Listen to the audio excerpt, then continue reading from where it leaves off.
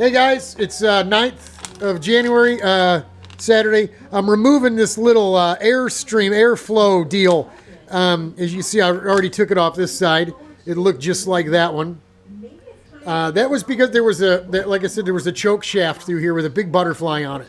Okay, it had a cable activated choke because this thing is on a personal watercraft. The motor's underneath the bodywork that you're not gonna readily be able to get to. So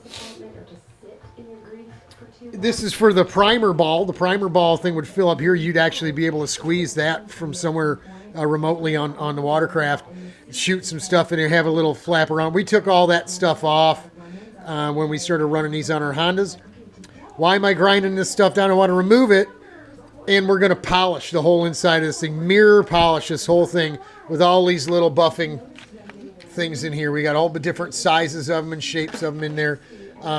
So we'll use it. We got the rouge and the stuff here. So we'll go ahead and we're going to polish this bad boy up. I decided to do it because of the fact that when I took it apart to put the rebuild kit in it, let me see. You see the light there? You see the little orifices there? The little tiny holes there. Sorry about the angle on the camera there, folks. I only got two hands.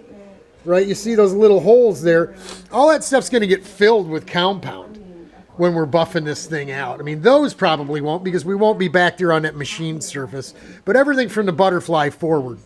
And going inside the big dump tube here is this hole here, this big hole in the middle. See it there? It's that big hole in the center. You know, that compound's going to get in everywhere. So we just, while it's all apart, we want to make sure anything that gets stuck in there that we can blow out or clean out.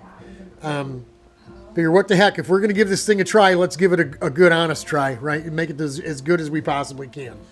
So we're playing with this while the bondo dries, in between, you know, our eyes burning up from the heat running and what have you. But that's it for Saturday. Sometimes we're just not motivated to get out here and do anything with what's going on as the world turns, right? You know what I mean?